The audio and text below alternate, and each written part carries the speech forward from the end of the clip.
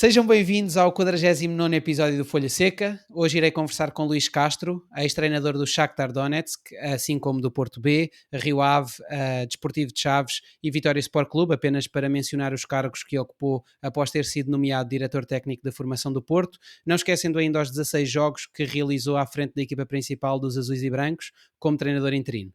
Luís, bem-vindo à Folha. Olá, boa noite. Obrigado. É um prazer estar contigo. Obrigado eu. E ainda para mais tendo em conta a hora. Uh, Tudo bem. Comecemos por falar do projeto de um clube. Na sua opinião, este acaba por depender de uma linha orientadora e não propriamente do treinador escolhido. Defende que qualquer treinador que partilhe da mesma linha de pensamento do Shakhtar, por exemplo, e que tenha uma boa capacidade de adaptação, será um treinador de sucesso. De facto, acabamos por chegar à conclusão que tão importante quanto a qualidade das ideias de um clube, ou de uma direção em concreto, é o alinhamento que existe entre esta mesma direção, o treinador e os demais elementos do clube, não acha? Sim, o Shakhtar tem um projeto e uma ideia bem definida sobre aquilo que quer para o clube, o seu presidente. Agora, assim como todos os clubes do mundo, não há projeto nenhum que não, por mais que se diga qual o caminho a seguir, que não viva de resultados. Os clubes alimentam-se de resultados e por muito que o projeto e as suas linhas orientadoras estejam a ser cumpridas, olha-se sempre só para o, o global, que é um somatório de muitas coisas que englobam o projeto. E o que eu quero dizer com isto? Olha-se para o número de jogadores que nós conseguimos trazer da academia e desenvolver, olha-se para o número de jogadores jovens que nós contratamos e conseguimos desenvolver, olha-se para os resultados do campeonato, da Champions, Liga Europa,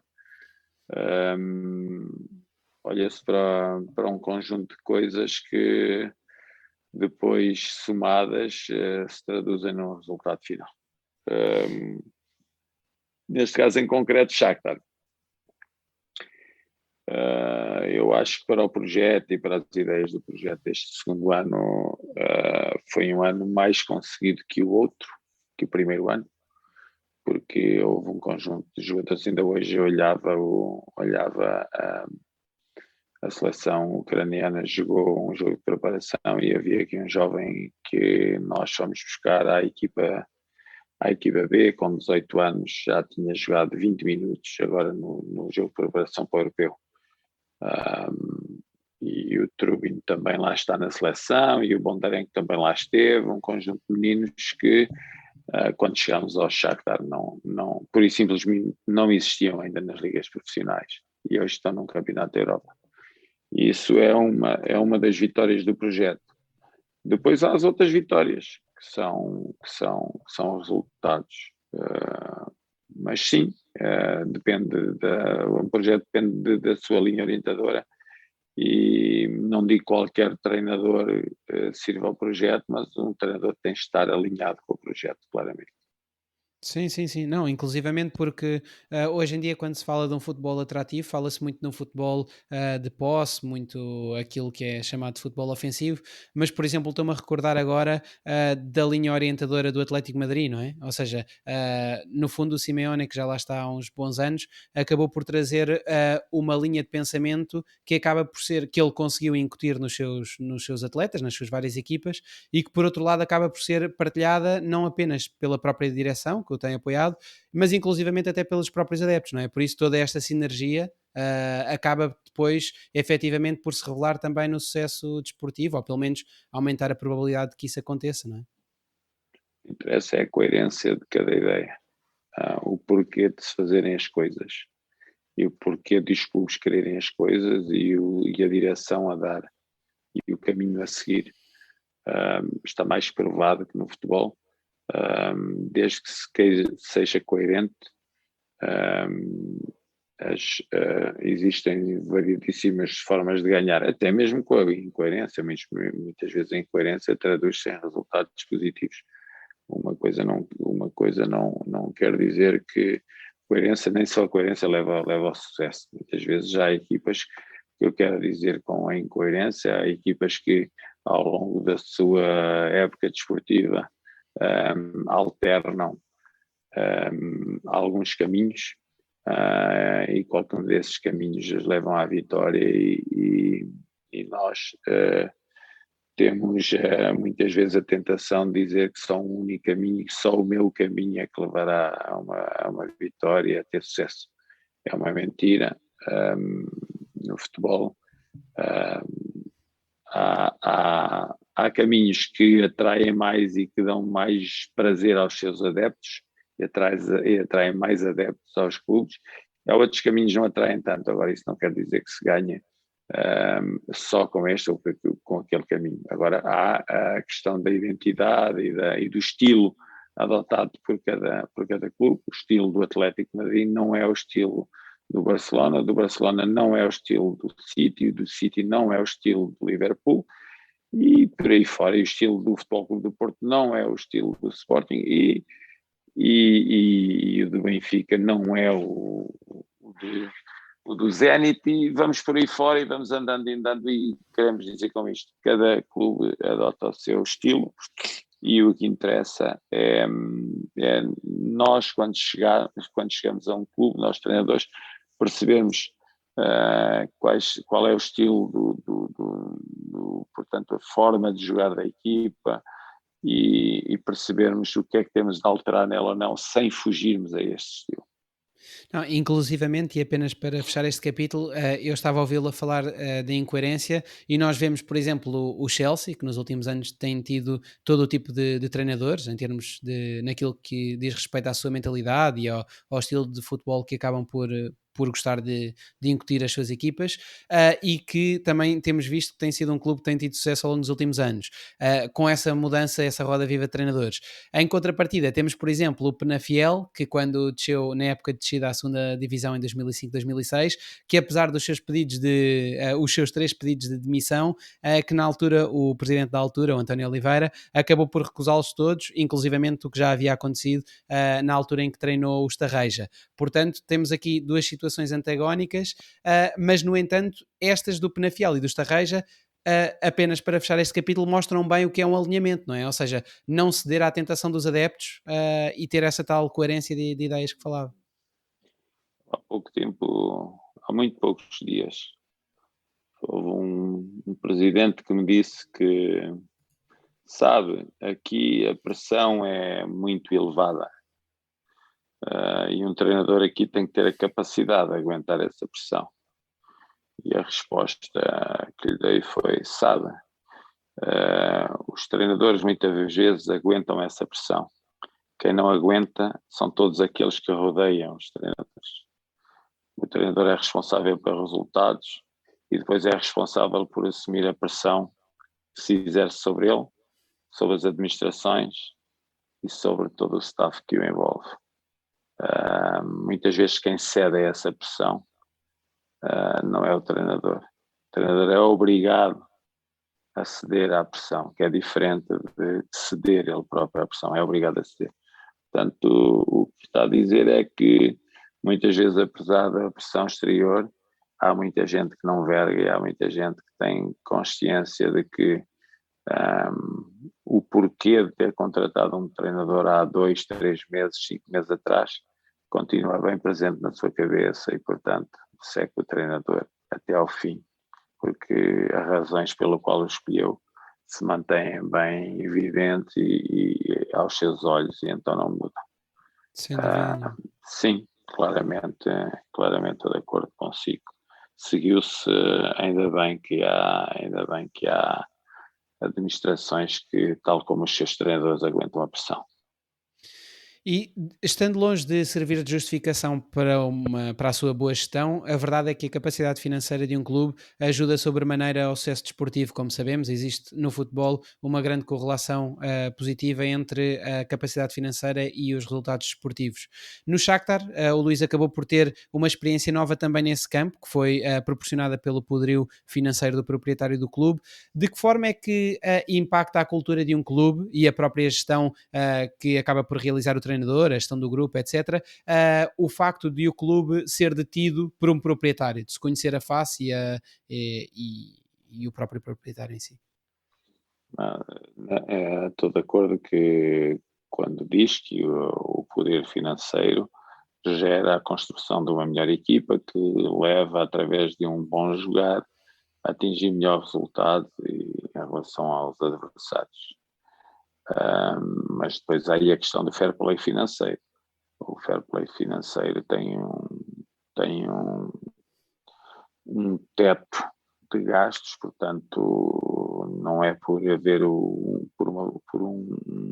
presidente ser o proprietário do clube e dispor de dinheiro para investir no clube que vai fazer com que o clube possa adquirir tudo aquilo que quer, até porque há jogadores que não são atraídos para a liga, neste caso em concreto o Shakhtar, não são atraídos para a liga ucraniana, não querem. Ok, uma coisa é jogar no Shakhtar, outra coisa é fazer uma liga ucraniana sem desprimor qualquer para a liga. Mas preferem estar noutras ligas. Portanto, o que no Shakhtar em concreto, o que o caracteriza mais é a capacidade de análise de jogadores mais jovens e que eles são adquiridos e depois são construídos à volta e alicerçados nos jogadores mais velhos da equipa.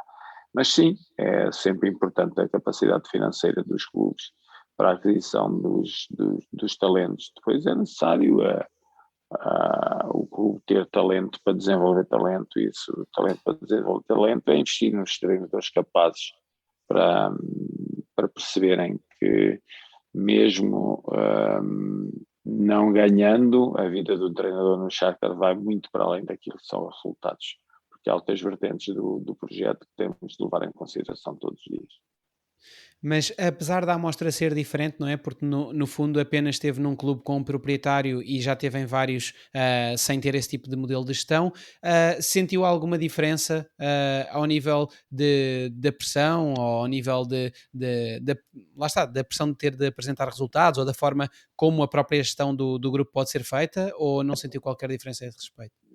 Não, porque eu olho muito à pressão que eu exerço sobre mim, não, não a pressão que vem de fora, desde que nós, treinadores, tenhamos a consciência daquilo que é o nosso dever profissional e o nosso dever diário, não precisamos de pressão alguma, nem ligamos a qualquer outro tipo de pressão. Eu pressiono-me a mim mesmo no meu dia a dia, mesmo quando estamos a ganhar e com vantagens pontuais, assim como quando estamos com desvantagem grande pontual, eu continuo com o mesmo tipo de pressão. Sei que no futebol, tenho a consciência que no futebol o que mais interessa são resultados, por muito que se diga que não, que há outras coisas mais importantes, mas tenho essa consciência portanto, pressiono-me a mim mesmo para atingir esses resultados no dia a dia, para ficar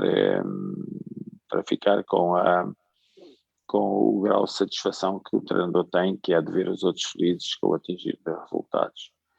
E é por esse caminho que eu sigo e que continuarei a seguir. Não preciso de pressões vindas de fora, nem de presidentes, nem de massa associativas. Eu pressiono-me a mim mesmo. E virando agora a página para o futebol de formação, ainda como jogador, o Luís teve a oportunidade de treinar o sub-13 do clube em que jogava, neste caso o Águeda, e essa acabou por ser a sua primeira experiência como treinador, que lhe deixou desde logo aquele gostinho, e a única ligada ao futebol jovem que até bem mais tarde acabou por voltar a ter, quando o Antero Henrique o convidou inesperadamente para assumir a função da direção técnica da formação do Porto. Nessa altura, quando partiu para essa função, tinha algum tipo de ideias pré-concebidas na área da formação que foram sendo desbatidas ao longo do período em que aí trabalhou? Quando diz da equipa de sub-13 ou no Futebol Clube do Porto? No Futebol Clube do Porto. No Futebol Clube do Porto. Não, no Futebol Clube do Porto eu tinha o apelo maior a mim, naquela altura, foi o apelo à minha capacidade de gestão e de liderança. Já havia muito conhecimento dentro do Futebol Clube do Porto. Havia muitos, se eu enumerasse aqui as pessoas, era uma lista infindável de treinadores que estavam dentro do Futebol Clube do Porto com um grande conhecimento e grande capacidade. Mas desde o professor Vitor Frada, o professor José Guilherme, o professor Ilírio Val, o professor João Costa, ou Joaquim Milheiros, tudo treinadores que estão, muitos deles na Federação Portuguesa de Futebol, outros que andaram e cresceram para a Primeira Liga. Pepe Landers está com o Klopp, João Brandão que está comigo, tantos e tantos bons treinadores que estavam lá dentro, que a grande preocupação que eu tive foi a de gerir da melhor forma os recursos humanos que tinha, não tendo na altura um passado de vivência de formação. Mas a minha principal preocupação foi essa. Gerir da melhor forma, percebendo que o modelo alicerçado nas ideias do clube, e elas estavam muito claras. A Antena Henrique tinha muito claro na cabeça o que queria para o clube a nível de formação.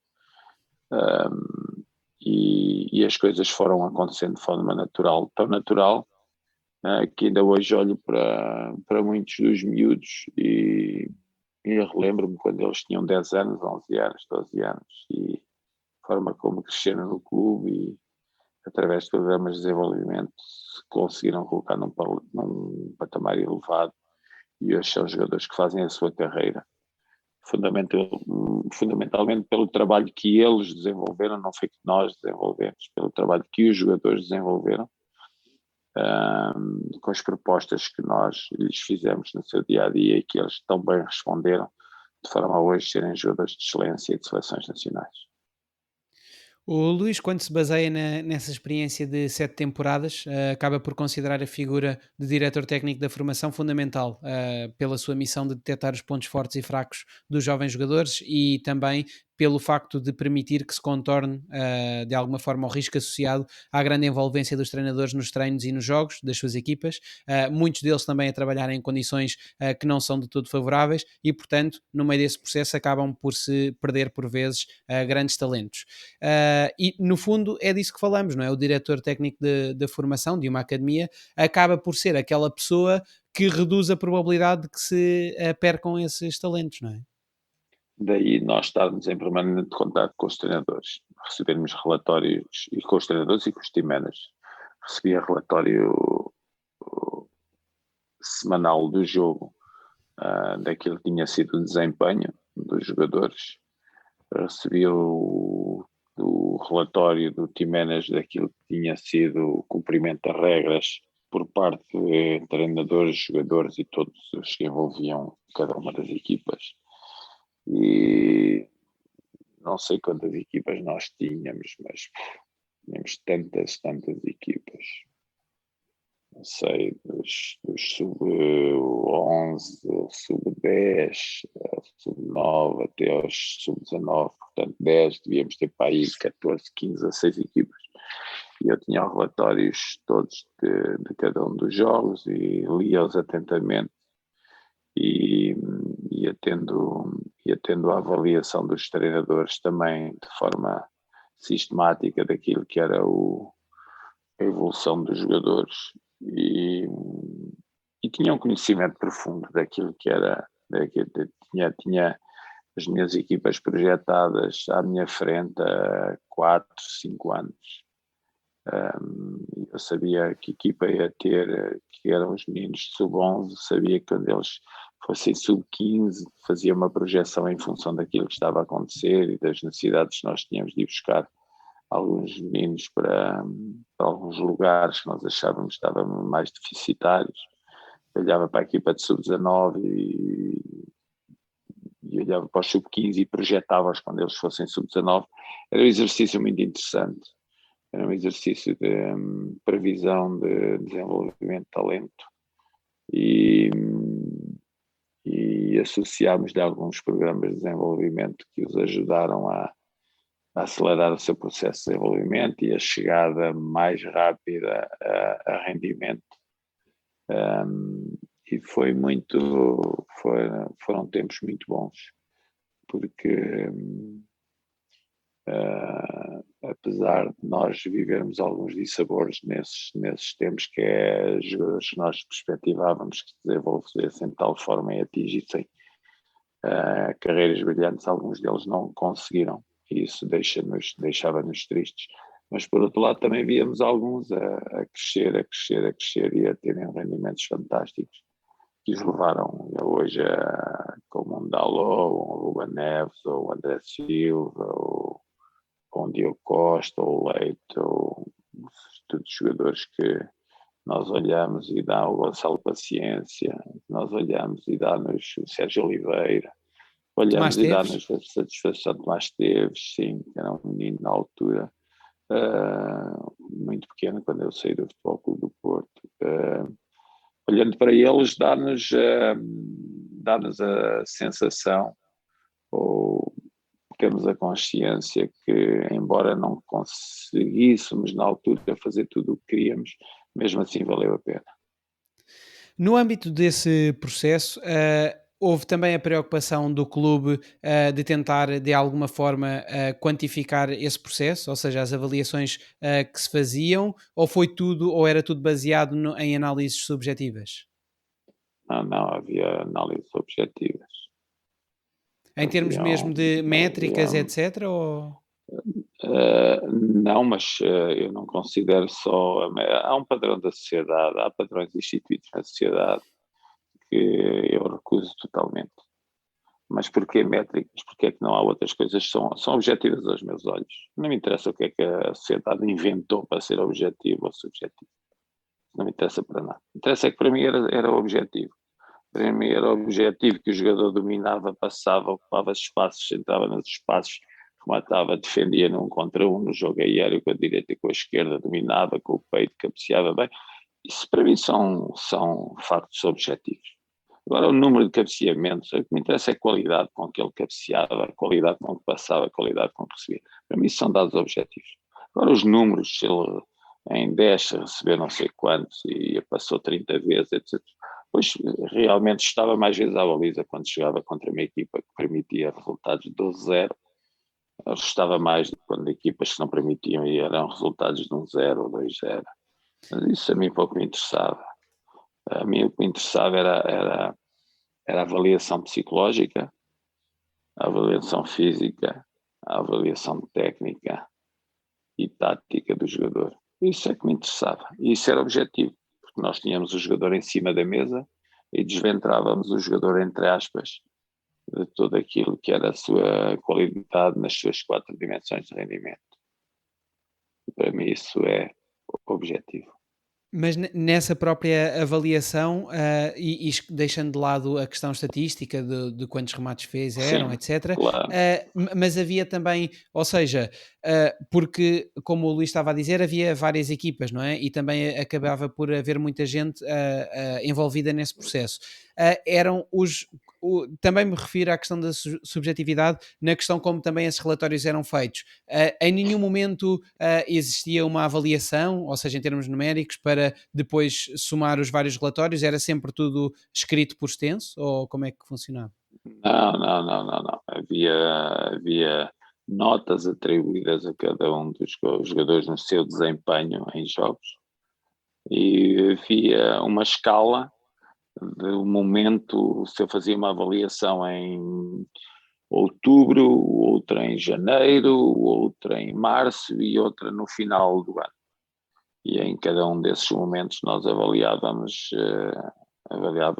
através de uma escala que a sociedade decidiu dizer que era subjetiva, porque não tinha um contador nas costas, como se não existisse um contador na nossa cabeça, e como se nós não fôssemos mais inteligentes que um contador nas costas. Mas pronto, entendeu-se hoje somar um conjunto de valores para se chegar à conclusão se o jogador é bom ou é mau. Eu continuo a achar que os nossos olhos e a nossa inteligência vale muito mais que muitos quilos, muitos sprints, muitos metros a saltar. A forma como nós pensamos, vale muito mais que tudo isso. E fazíamos essa avaliação e depois chegávamos a uma conclusão, e chegámos à conclusão que jogadores como aqueles que erramos algumas vezes e vamos continuar a errar, porque o ser humano não foi concebido para ser infalível, foi concebido para ser falível. Mas acertámos muito mais do que aquelas que errámos e hoje os jogadores, através do trabalho que desenvolveram, estão num patamar elevadíssimo. Mas continuo a achar que a melhor forma de avaliar um jogador é sentir o jogador e não é pôr-lhe uma máquina que sinta o jogador. Estou a sentir que o Luís é completamente contra a questão dos dados, da Não, data. não, avalio-os, avalio-os. E muitas vezes faço um trabalho complementar em função daquilo que são a avaliação dos dados. Agora, jamais sou um fundamentalista, jamais o serei. Sou uma pessoa livre que penso pela minha cabeça e não penso pela cabeça do negócio. Aí não, aí recuso. Sim, Acho que nós somos seres com uma cabeça e com coração e com sentimento e com sensações e com um conjunto de vivências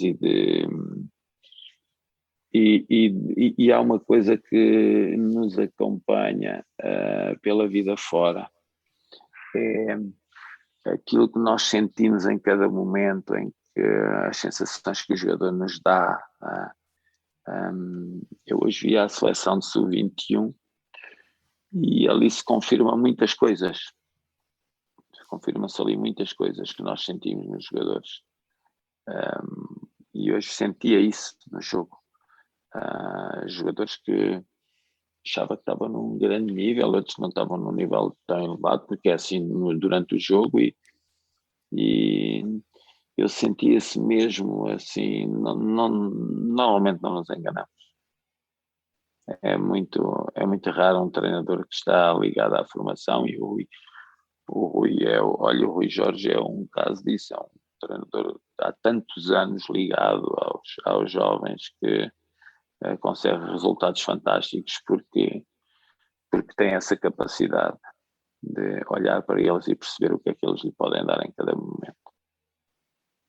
e na altura o Porto tinha implementado o programa de potenciar jogadores de elite, responsável pelo desenvolvimento de jogadores do sub-13, sub-15 e sub-17, que conseguimos ver hoje, como já referiu, nos principais campeonatos europeus e também nas seleções nacionais. Algo crucial para o sucesso de um programa desse género acaba mesmo por ser o seu dinamismo, não é? Porque na altura havia a possibilidade dos jovens entrarem e saírem desse programa, não é? Era algo dinâmico. Isso é muito importante porque não podemos olhar para os jovens, ou pelo menos não devemos, e fazer algo estanque que dura nos próximos 2 ou 3 anos, quando tanta coisa, há tantos fatores que podem alterar as suas motivações e o seu rendimento, não é? Todos os programas têm que refletir aquilo que é a vida. A vida é feita de avanços, recuos, de entradas, saídas, sucessos, insucessos. Não podemos, se entramos num programa pelo sucesso que estamos a ter e pela capacidade que estamos a ter, quando não temos essa capacidade, temos que sair do programa, porque o pressuposto de entrada no programa é nós estarmos a um determinado nível. E outros que não estavam, se atingem esse nível, têm de entrar, e outros que estão dentro, se não continuam o seu desenvolvimento, têm que sair. E esse dinamismo do processo, que devia ser assim, sabe? Devia ser assim. Um, é uma pena a sociedade não ser ao contrário daquilo que muitos pensam, é uma pena a sociedade não ter as leis do futebol. Quem falha, out. Quem está bom, para dentro. Quem faz bem, para dentro. Vejo constantemente pessoas a falhar, como nós treinadores. Nós treinadores, quando falhamos, saímos. Eu olho muitas vezes para o país, para as notícias do país, gente que falha sistematicamente e não sai. E ninguém os tira de lá. Se fosse no futebol já estavam na rua aos meses, aos anos, já estavam fora de cargos que ocupam. Portanto, o futebol é um bom exemplo. E esse programa era um bom exemplo. Tens sucesso, continuas, não tens sucesso, sais. Apesar, Era apesar de, meritocracia. apesar da política ser também muito mediática, as pessoas acabam por dar uma importância bastante maior ao futebol e, portanto, como estava a dizer, não é? Quando a coisa corre mal, Ah, não é a mesma coisa. No futebol não, tem de sair. sabe o que é que custa? Custa muitas vezes as pessoas olharem para o futebol de soslaio e como se o futebol fosse uma profissão e todos quando estão no futebol fosse uma profissão menor. E, e muitas das regras da sociedade deviam ser com o futebol. Eu, se perder jogos sucessivos, saio, vou para a rua. E vou para a rua e ponto. E a pressão que eu tenho todos os dias para trabalhar bem é uma pressão enorme. E eu, como lhe disse há pouco, recuso-a porque me pressionam a mim mesmo e tenho consciência do meu dever, daquilo que devo fazer. E tenho a consciência que todos os dias tenho de fazer bem. E tenho de responder à minha administração todos os dias e tenho de responder aos meus adeptos todos os dias e sou avaliado domingo a domingo. E se não tiver resultados positivos, só tenho uma coisa que já sei qual é a lei do futebol. Vou para a rua, saio, Claro. entro no A, desemprego a menos que o presidente não e o queira deixar sair, eu, não é? sim, felizmente ao longo da minha carreira não fui despedido, mas vai chegar a hora de ser despedido. E, e noutras franjas da sociedade não acontece isso. Há muitos anos e anos e anos e anos seguidos e continuam os casos e às vezes até levam medalhas. E há pessoas mesmo na política que sucessivamente cometem erros. Pelo menos nós que estamos fora achamos que são erros. Lá está, não são dados objetivos, são subjetivos, mas entendemos não tão bem e às vezes há um coro de críticas, mas eles continuam, como se nada Sim, sim. fosse com eles e aparecem à frente das câmaras como se estivessem a fazer o maior trabalho do mundo. Isso revela até alguma inconsciência dessas pessoas, mas ok, é a vida. E Luís, ainda sobre o programa de potenciais jogadores de elite, comenta que eram definidos aspectos fundamentais para o desenvolvimento dos jogadores, que havia que trabalhar em sessões de treino extra. Isso levanta-me uma questão que é até que ponto é que acaba por ser positivo ter esse tipo de cuidado adicional com um lote restrito de atletas? Ou seja, a minha dúvida é se isso ocorria pelo facto de, como sabemos, os recursos humanos, neste caso o staff, não são ilimitados, ou se baseava noutro tipo de motivos, ou seja, porque é que não se poderia dar esse tipo de apoio extra a toda a formação? Não porque eles não eram todos iguais. Eu queria solicitar o desenvolvimento. Se nós, sabe, os jogadores têm que ter, e eles têm consciência, mas toda a gente tem que ter consciência que há uns melhores e há outros menos bons. Há uns bons e há outros menos bons. E nem todos vão conseguir chegar à equipa. E nós temos que prever, por isso é que o processo era dinâmico, em determinado momento, quais são aqueles que têm mais capacidade para chegar acima. E não consegue dar atenção. Porque é que as pessoas dizem que uma turma com 10 alunos é uma turma de maior rendimento que uma turma de 20? E que uma turma de 20 é de maior rendimento que uma turma de 30? Porquê? Porque a concentração e o foco que nós temos sobre aqueles alunos é muito maior que se forem sobre 20 alunos ou sobre 30. Se for sobre 5, ainda mais. Portanto, o contexto determina aquilo e a eficácia e o desenvolvimento. Então, nós selecionávamos e dentro desse processo dinâmico e juntávamos os melhores sub-13, sub-14 e sub-15 trabalhavam juntos. Os melhores sub-16, sub-17, sub-19 trabalhavam juntos. E aí provocávamos um conjunto de exercícios para os jogadores que nós entendíamos que tinham capacidade para responder àquilo que eram as propostas. E sabíamos que outros não tinham essa capacidade. Mas o meu filho devia estar também no programa porque tem tanto direito como os outros. Sim, mas a minha filha também na universidade tem notas piores que os outros, ou elas tinham às vezes notas melhores que os outros, e o que é que eu ia fazer? Elas tinham que ser iguais aos melhores? Não tem que dar o seu melhor. E se o melhor não está de acordo com aquilo que era o nível dos melhores, ficam no nível do mais ou menos. São as minhas filhas, qual é o problema? Porque é que os nossos filhos têm que ser os melhores da turma, os melhores do futebol, os melhores da empresa, os melhores do governo, os melhores de tudo? Parece que nascemos todos para ser os melhores e não conseguimos fazer nada disto. Não tem justificação isso. Os melhores Sim, têm que sim, ser sim. premiados, pronto, e quem quer ser melhor tem que trabalhar para ser melhor. Sim, no caso do futebol e no desporto em geral, a verdade é que essa competição, naturalmente, acaba por começar numa idade muito precoce, não é? O que é normal, porque é assim que é o processo e a carreira é curta e, portanto, há que E chegar também a um ponto. nível alto cedo. E quem quer jogar a ter o mesmo tempo de jogo que todos os outros e a todos terem oportunidade e a não sofrer desilusões porque fica de fora e paga, anda numa escolinha de futebol, anda lá, dá os chutinhos para a frente e para trás, joga bem ou joga mal, joga sempre, como aos outros jogos, porque paga.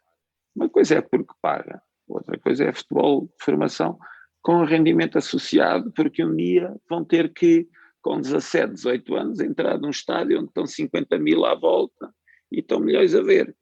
E esse jogador que aguenta uma pressão dessas e se desenvolve trabalho num contexto desses, é diferente dos outros, é diferente dos outros. E o que é que querem agora? São diferentes. Por isso Não, é que há jogadores que até valem porque 20 mil. Até porque nas escolinhas a pessoa paga e no clube indiretamente acaba por receber, ou seja, não recebe numa idade muito baixa através do pagamento direto, mas recebe porque o clube acaba por estar a Ah, fazer um investimento nele, não é? aqui há uma coisa. As regras são muito claras. Quem aceita as regras vai. E sabe o que espera. Quem não aceita as regras não vai. Escolhe outra coisa. Agora não podemos estar a mentir às pessoas. E a mentir aos pais, e a mentir aos jogadores. Mas isso é uma violência para os meninos. É uma violência. O que é uma violência para os meninos? Dizer as verdades. As verdades podem ser ditas de diferentes formas. Claro que dizemos as verdades. Claro que não dizemos a verdade da mesma forma a um sub-19 como dizemos a um sub-15. Claro que eles temos o respeito pela faixa etária. Agora devemos ser sempre verdadeiros. O mal do mundo é andarmos a mentir uns aos outros. O mal do mundo é andarmos a ser falsos. O mal do mundo é dizermos a um jogador que é bom quando ele é fraco. O mal do mundo é dizermos que este jogador vai ser jogador da equipa A quando ele nunca vai ser jogador da equipa A. Isso é que é o mal do mundo, é criar expectativas que depois levam a grandes frustrações. A verdade, na hora certa, no momento certo, de forma sempre delicada e respeitosa, respeitando sempre o ser humano. Neste caso, o menino de 15 anos, ou de 13, ou de 19, ser respeitado. Agora, sempre com verdade. Até Agora, não. porque, Neste momento, anda-se a contar um conjunto de mentiras e adorar o mundo, e todos são Pelés, e todos são Maradonas, e todos são, enfim. Até Uh, porque há pouco eu interrompi o Luís porque estava a complementar o raciocínio a dizer que lá está, que depois um miúdo que custe 20 milhões de euros acaba por ter de saber lidar com essa pressão e isso também significa já ter tido um passado e um background a ter de lidar com esse tipo de pressão, não é? E esse tipo de nível competitivo alto. claro, e se pertence ao PJTS e quer se manter nos PJTS, está debaixo de uma pressão para ser jogador de seleção e para estar muito perto da equipa A, e tudo isso são contextos de grande exigência que vai preparar para o futuro. É porque não está Sim, o sim, outro, sim. porque não aguenta. Porque se nós fazemos avaliações psicológicas, técnicas, táticas e físicas e percebemos que o outro não aguenta naquele momento, daqui a um ano, se aguentar, é ele que entra, o outro não aguenta, sai o outro. Interessa os processos serem dinâmicos Sim, sim, sim. e abertos. Isso é que interessa. E eu sobre as ideias pré-concebidas que tantas vezes o Luís acaba por falar, eu já o ouvia referir que não concorda com aquela ideia de que na formação os treinadores estão atualmente a formatar os miúdos que vão formando, aliás, como se vê, por exemplo, em Portugal, com os grandes jogadores que têm sido formados. E eu vou até mais longe, não sei se concorda comigo, mas eu também tenho esse tipo de ideia em relação ao tal futebol de rua, ou seja, é muito comum ouvir ouvirmos as pessoas falarem sobre o quão negativo, o quão prejudicial é para a formação o facto de, nomeadamente novamente em Portugal, termos deixado de ter miúdos a jogar na rua e a jogar com obstáculos e com a terreno irregular, etc., eu vou bastante contra essa ideia, ou seja, independentemente disso ser uma realidade, porque de facto hoje em dia não se vêem miúdos a jogar na rua, a verdade é que é um sinal dos tempos e não deixa de ser por isso que não formemos jogadores muito criativos e de grande qualidade. Portanto, esta questão de muitas das vezes termos aqui ideias pré-concebidas e agarrarmos a algum tipo de nostalgia para justificar um possível insucesso, que na verdade nem ocorre, não tem muito sentido. Portugal, sub-21, finalista do Campeonato da Europa. Há muitos anos atrás que deixou de ser possível andar a jogar na rua os grandes clubes de formação não trabalham na rua, trabalham em grandes centros de treino e bons centros de treino. E não é por isso que deixamos de chegar à final de sub-21 e não é por isso que deixamos de ser campeões da Europa da equipa A e não é por acaso que temos grandes seleções e não é por acaso que somos os grandes fornecedores do top 5 das ligas, top 5 da Europa. Não é preciso isso, são conceitos existentes e pronto, e toda a gente vai atrás disso, e futebol de rua, isto, aquilo, e os meninos estão a ser formatados, mas alguém é formatado e chega onde chega. Os miúdos têm que ser ensinados a jogar futebol. E para se ensinar a jogar futebol tem que se dizer quais são as regras para se jogar futebol. E depois eu respeito todas as opiniões. Ok, acham que eles estão a ser formatados? Pronto, eu não posso ir contra isso da pessoa que diz isso. Agora, como eu vivi a formação e como eu vivi 7 anos a liderar um processos formativos, e como treinei uma equipa B durante mais 3 anos, tenho a consciência exata daquilo que digo e penso e imito a minha opinião em função daquilo que vivi.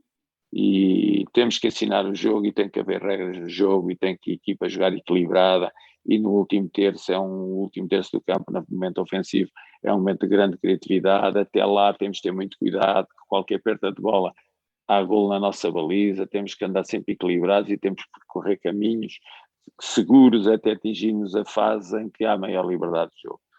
Agora digam o que quiserem, ensinem o jogo como quiserem, é assim que eu penso o jogo. Agora, no sub-9 temos que ter mais sensibilidade para dar mais liberdade, no sub-12 sensibilidade para determinada liberdade, no sub-15 outra, no sub-17 outra, e à medida que nos vamos aproximando do nível mais elevado, temos cada vez ser mais rigorosos em determinados momentos. Agora, para isto é preciso grande talento dos treinadores. Claro que é preciso grande talento dos treinadores, mas só talento gera talento.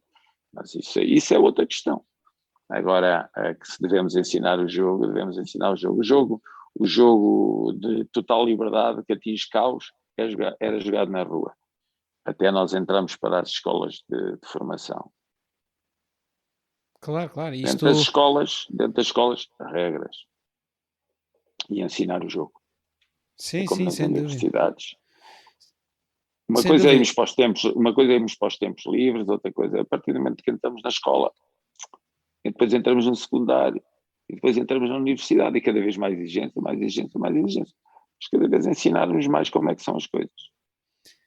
Acho é que acaba por ser perigoso porque no fundo por vezes as pessoas agarram-se a estes preconceitos, mas a questão não é só o agarrarem-se a estes preconceitos. A questão é que muitas das vezes estes preconceitos são passados nas formações e são coisas que não têm qualquer base científica, não é? Ou seja, isto, pronto, ridicularizando como é óbvio, mas isto é a partir do momento em que alguém pensa, ok, hoje em dia não se joga futebol na rua, portanto não se anda a formar jogadores criativos.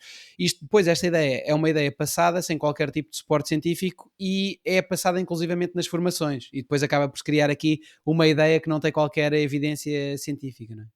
Então, como é que se deve treinar? Como é que se deve treinar então nas escolas de formação?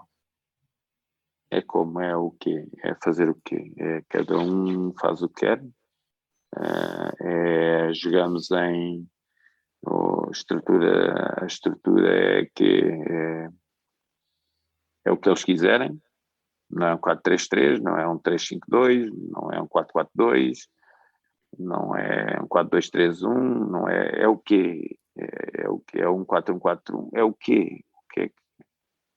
É o que eles quiserem, não se diz nada, eles andam por onde querem com bola, é o quê? Transformem isso, digam que é isso, de liberdade, digam-me que é isso, é que é, toma 5 para aqui, 5 para ali, toma lá uma bola, é que, é que se me disserem o que é isso, para eu entender que agora deixou de haver jogadores criativos, mas deixou de haver o quê? Ainda hoje vi o jogo, tanto um lado como da Espanha, como de Portugal, grandes jogadores e de certeza que a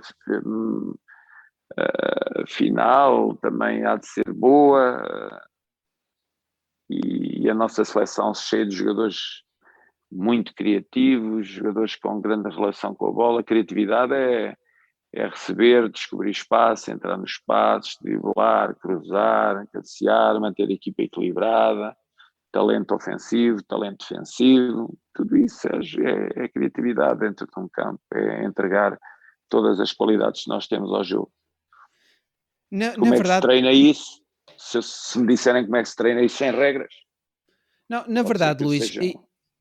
aproveitando aqui a sua presença, eu, quando tirei o curso de treinador nível 1 há 10 anos atrás, na altura, numa das aulas, eles disseram que o Porto, na altura, fazia uma coisa precisamente para contornar este suposto problema de se ter deixado de jogar na rua, que era que o caminho para os balneários, o clube acabou por colocar lá vários obstáculos, que era mesmo para incentivar que os miúdos, já não me recordo bem se era no caminho para os balneários ou nos próprios Isso é balneários, eu tanque. penso que era no caminho. Isso Isso é, consigo já não aconteceu, pois não, não apanhou não, nada isso é disso. tanque. O que nós tínhamos era os miúdos jogavam futebol aí dentro do balneário e tínhamos no Vitalis Park na Constituição. Tínhamos um campo de terra onde tinha tabelas mas isso era para terem complementavam o treino com alguns jogos também aí, e antes do treino jogavam futebol dentro do próprio balneário com uma bolinha diferente daquela que iam ter no campo, mas isso ainda hoje nas equipas eles fazem isso, jogam antes do treino, brincam com a bola, como os jogadores na formação brincavam e acrescentávamos algumas coisas, mas não era para substituir nada aquilo que nós achávamos que era fundamental, que era ensinar o jogo e eles saberem se mover em estruturas e as dinâmicas dessas estruturas. E mantendo-nos nós também aqui nestas tais ideias pré-concebidas, muitas das vezes fala-se dos tais jogadores problemáticos, mas a verdade é que o Luís sempre se deu bastante bem com este tipo de jogadores que acabam por receber este rótulo. Penso, por exemplo, no Mateus Pereira, no Rubén Ribeiro, e isso tem claramente que ver, pelo menos, penso que também já ouvi falar sobre isso, com a sua auto-apelidada liderança emocional, ou seja, busca em todo o momento compreender as pessoas com quem trabalha e, no fundo, isto acaba por parecer um lugar comum, mas a verdade é que a chave para isso passa por dar um carinho ao jogador, não? Digo eu, porque muitas das vezes até esses próprios jogadores, não digo que seja o caso dos dois, mas vêm até de contextos em que não têm um grande suporte na sua esfera familiar. Tem muito que ver com esse lado Não. de apoio emocional? Uh, Quando alguém foge ao padrão é maluco. Não interessa, as pessoas não se interessam se querem saber o que é que se passou naquela vida, o que é que se passa connosco, o que é que se passa com aquele ser humano, porque é que a cabeça pensa de forma diferente de nós, porque é que quem pensa diferente de nós tem que ser um gajo que é maluco. Pensa diferente de nós, olha para a vida de forma diferente, se calhar ele é que está correto. Isto está tão mal, tão mal, tão mal, às vezes olho para isto tão mal, que se calhar essas pessoas é que estão corretas, devíamos era ser todos como eles. O que eu tento é perceber porque é que são assim, porque é que existe determinadas revoltas dentro deles e essas revoltas normalmente justificam-se. Tem razão para ser assim, sabe? Muitas vezes o mundo vira-lhes as costas, vira as costas a muita gente, quando deveria dar atenção a essa gente. Sabe? E muitas vezes somos nós mais uns a virar-lhes as costas, em vez de os entendermos. Eu só procuro entender porquê e depois chamá-los a atenção sobre se eu vejo na conversa, se eu vejo que estão errados, chamo-os a atenção e digo que não tem razão para ser assim, porque há outras pessoas em piores condições que foram muito pior, aconteceu-lhes muito pior e conseguiram dar a volta. E eles também têm que dar a volta, porque têm capacidade para isso e têm condições muito, muito, muito boas para dar a volta e seguir com a sua vida em frente. E felizmente os casos que tive foram casos de sucesso. E gosto muito de saber que eles estão bem nas suas vidas e conseguiram carreiras bonitas quando alguns deles apelidavam de malucos e que não tinham hipóteses nenhumas de continuar a carreira. É só uma questão de nós darmos atenção, mas essa é a obrigação, não é a minha, é a obrigação de todos, em todas as vertentes da sociedade, a darmos atenção aos outros e percebermos os outros, porque é que lhes está a acontecer, porque é que são assim. Sim, Mas sim, sim. o que as pessoas fazem é subiar para o lado e parece que não há nada com eles. Mas muitas vezes as coisas caem-lhes em casa. Quando caem em casa, depois já olham para elas de forma diferente. Não, E quer se sim, queira. essa liderança. Diga, diga. Não, não, ia só dizer que quer se queira, quer não, esses tais rótulos muitas das vezes também acabam por servir para esconder alguma preguiça, não é? Essa falta de sensibilidade para lidar com esses casos, às vezes é uma falta de proatividade também, não é? Para querer conduzir da melhor forma esses talentos. Sempre, sempre gostei muito de desafios. Gosto muito de desafios. Muito, muito. Ah, não, porque aí não vais, porque aí é difícil. Ah, não, não contrates, porque esse jogador é difícil. Ah, não, não vais ser capaz. Ah, não, não. Pá, isso foi aquilo que me disseram desde sempre. Que eu não era capaz, que eu não ia conseguir, que eu não. Isto, que. Não, mas és um sonhador, porque isso é impossível de acontecer. E eu acho que não. Acho que aquilo digo aos meus jogadores, digo sempre a mesma coisa. Jogamos em qualquer estádio do mundo contra qualquer equipa do mundo e podemos ganhar a qualquer um deles. Sempre. É assim, por isso é que nós somos, é para isto que nós existimos. É para, em qualquer momento, em qualquer sítio, defrontarmos os melhores e ganharmos. E nos jogadores problemáticos é igual. Qualquer um pode, mesmo sendo problemático, pode ser o melhor do mundo e pode atingir uma carreira fantástica, mesmo contra todos aqueles que acham que não. Contra um coro de gajos a dizer que é impossível e nós achamos que é possível e eu acho que é sempre possível. Mas, Luís, e fazendo-lhe aqui uma provocaçãozinha saudável, o Luís agora estava a dizer que diz sempre aos seus atletas que é possível ganhar em qualquer campo, mas também já ouvi dizer que não é um vendedor de sonhos, não é? Não é um vendedor da banha da cobra. E o que eu lhe queria perguntar era se diz isso em relação a um determinado resultado, ou seja, que independentemente da equipa que é possível disputar os 3 pontos, seja em que campo for, porque é que também não faz isso em relação, se é que não o faz, em relação a objetivos, ou seja, porque é que também não, no que toca aos objetivos, não coloca a bitola também no ponto mais alto, se é que não o faz? Uma coisa é ganhar um jogo, outra coisa é ganhar jogos. Uma equipa pode ganhar um jogo a qualquer adversário do mundo. Uma equipa que joga para o meio da tabela é impossível ser campeão. Não é possível ser campeão. A Mas equipa está para a ser falar em campeão tem de Portugal jogar ou no para ser geral? campeão. Estou a falar em qualquer parte do mundo. Em Inglaterra jogam 5 equipas ou 6 para ser campeões. Essas normalmente ocupam as 4 primeiras posições porque há 2 a falhar. E nem sequer Mas, as 6 primeiras mas ocupam. já aconteceu, o Leicester, o Montpellier, temos E casos de, sim, mas eles não jogaram para ser campeões? eles inicialmente não, penso que não, penso que não. Pensa que não. Mas dentro do balneário acha que uma equipa que é campeã não joga para ser campeã?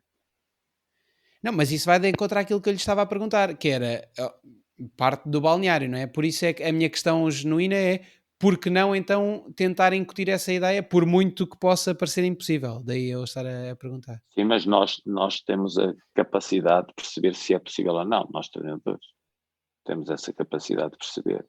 O que E está a dizer é, se, é que se estivesse naqueles casos, se calhar teria percebido e teria incutido possivelmente essa ideia, é isso? claro, o Leicester, e é isso que eu lhe estou a dizer, o Leicester, Ranieri percebeu que estava ali uma equipa que poderia ser campeã. E incutiu de certeza esse sentimento desde muito cedo, porque não se é campeão em Inglaterra por acaso. Não, eu vim aqui para fazer uns joguinhos e joguei aqui para o 10º lugar e fui campeão em Inglaterra. Teve que jogar para ser campeão em determinado momento, se não foi no primeiro jogo, se não foi no quarto, ali ao sexto, sétimo, oitavo, nono, ao 10º, começou a jogar para ser campeão. É como a equipa, a equipa B do Futebol Clube do Porto. A partir do momento, ao virar da volta, estamos em pé, vamos jogar para ser campeões. Porque podemos ser campeões. Agora, o timing em que se diz isto, ou a estratégia adotada para se dizer ou não dizer, agora dentro da equipa, joga-se para ser campeão. Quando nós temos essa consciência, indo ao encontro daquilo que disse, não são vendedor de ilusões. Não vou dizer Sim, a sim, sim. treinador desportivo de Chaves, vamos jogar para ser campeões. Não, não vou jogar, não é? Há um Mas serviço acha, determinado mas de acha que é clubes. possível, acha que é Agora é possível possível haver um ganhar um momento. jogo. Desculpe, desculpe. Não, estava a perguntar se achava que era possível haver esse momento de alteração. Imagino que estava no Desportivo das Chaves e que passado 8 jornadas lhe acontecia aquilo que aconteceu ao Leicester. Nesse caso, então optaria por, ou seja, interiormente teria esse tipo de, se calhar, de mudança de paradigma, ou não? Se tivesse a consciência de que a minha equipa tinha capacidade para ser campeã, sim. Não olhando ao estatuto do clube, sim. Olhando sim ao estatuto e ao sentimento que eu tenho sobre aquilo que é a minha equipa. Certo, Agora eu não certo. olho só para a minha equipa, eu avalio a minha equipa e avalio o adversário, por isso é que é muito difícil nós muitas vezes dizermos, eu vou jogar para ganhar a taça. Por exemplo, no Vitória, nós para ganharmos a taça tínhamos que eliminar Sporting, Benfica e Porto, acho eu, na altura. Assim, uma coisa. Eliminar Sporting, dois deles, possível, o terceiro já Sim, sim, sim. é um caminho hércules. Nós temos que ter a consciência das coisas. Nós não podemos chegar ali e dizer, vou jogar para ganhar a taça, tendo pela frente um caminho destes. Ah, Claro. nós temos que Até ter porque a essa taça tem muito que consciência. ver com a sorte do sorteio também, não é? Pronto, Isso lá está, depois, tudo aqui é sorteios, tem que haver um campeonato é diferente. Um campeonato claro. é diferente. Mas sim, nós podemos ganhar em qualquer equipa do mundo. Às vezes as coisas coincidem de tal forma que podemos levar as equipas a desempenhos fantásticos. E mais recentemente, em 2018, a Federação Portuguesa de Futebol resolveu acrescentar um patamar competitivo ao futebol português, o escalão de sub-23, que acaba por servir de plataforma entre os júniores da equipa B, no caso das equipas que têm este tipo de equipas, de escalão, nas equipas B, ou então plataforma direta entre os júniores e a equipa principal. Vê este acrescento como um possível elemento suavizador, que fará sempre complicada a transição para o futebol sénior? Sim, tudo o que venha a ajudar a transição e que venha a suavizar esse choque que é de passar de uma formação para uma equipa A e que venha diluir um pouco aquilo que é a frustração de abandonar uma zona de conforto e entrar numa zona de grande desconforto. É sempre algo de positivo. Portanto, o sub-23 é positivo, a equipa B é positivo, tudo isso sejam elos de ligação entre a formação e a equipa A, muito positivo. E na altura, depois da etapa que passou na formação do Porto e ainda depois da primeira passagem pela equipa B, substituiu o Paulo Fonseca como treinador interino da equipa A do clube. Chegou também a confessar já que na altura, infelizmente, acabou por não se conseguir proporcionar à equipa o suporte psicológico necessário para que esta desse continuidade nos jogos fora aos bons jogos que fazia em casa. Aquilo que lhe perguntava e gostava também de ouvir a sua visão sobre isto era, nesses momentos em que existe uma tendência bem identificada, por vezes até pela própria imprensa, qual é que acaba por ser a forma mais eficaz, na sua opinião, para solucionar esse problema? Porque uma coisa é identificar o problema, outra coisa é criar mecanismos ao nível da comunicação, das sessões de treino, etc., para conseguir solucioná-lo. Como é que atua nessas situações? Nós temos, como ele disse, nós temos que ter a consciência do momento. E nós temos que. Essa liderança emocional não consegue esconder muitas das evidências. Porque somos.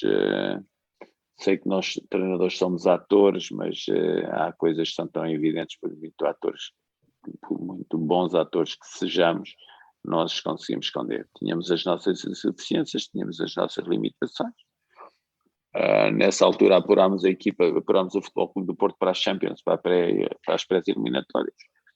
Objetivo cumprido. Não acho que aquilo que nós fazíamos fora não estava condizente com aquilo que a equipa fazia em casa perante a massa associativa. Tínhamos excelentes desempenhos e quando saíamos não conseguíamos ter. Claramente isso é um déficit em termos daquilo que é a dimensão psicológica da equipa. O treinador tenta intervir, mas, ou intervém, mas tem a consciência que não está a conseguir, porque as evidências são de que a equipa fora não consegue não consegue dois, não consegue três. Quando já vai desconfiada, entra numa dinâmica de desconfiança a jogar fora que é quase impossível reverter. Foi o que aconteceu no Futebol Clube do Porto nesse momento e foi fatal. Lembro que nós em casa ganhámos ao Nápoles, ganhámos ao Sevilha, ganhámos ao Benfica, ganhámos a quem não perdemos um jogo no Dragão, e fora tínhamos grande dificuldade. Perdemos com o Olhanense, perdemos em Sevilha, em Nápoles não, empatámos e passámos a eliminatória, mas tivemos sempre muita dificuldade em jogar fora. É algo que nós, sabendo, no ano seguinte teríamos que retificar, fazendo um trabalho profundo, com apoio de técnicos na área da intervenção psicológica, mas pronto, já não fui eu, portanto, já outros tiveram que o fazer, neste caso o Lopetegui.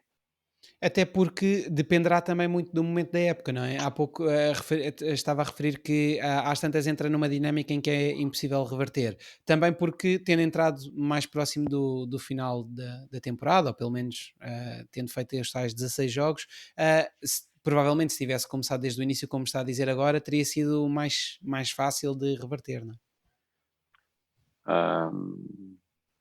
Construir um edifício é construí-lo desde a sua raiz para ele ficar ao nosso jeito. Quando nós chegamos a meio da construção, nunca vai ficar ao nosso jeito, por muito bem que ele esteja a ser feito. Uma coisa é a nossa forma de estar, de ser, de fazer. Outra coisa é a do colega. E não quer dizer que esteja mal, é diferente. Portanto, será sempre diferente quando começamos. Sim, sim, sim. Por muito que consigas chegar a ponto de construir o teto todo, se as bases não, nas quais assenta o teto, se não estiverem totalmente sólidas, nunca irá ficar totalmente bem, não é? Pode ficar bem seguro, não fica à nossa maneira. Certo, certo, Não certo, é a certo. nossa maneira. Tem que ser a nossa maneira.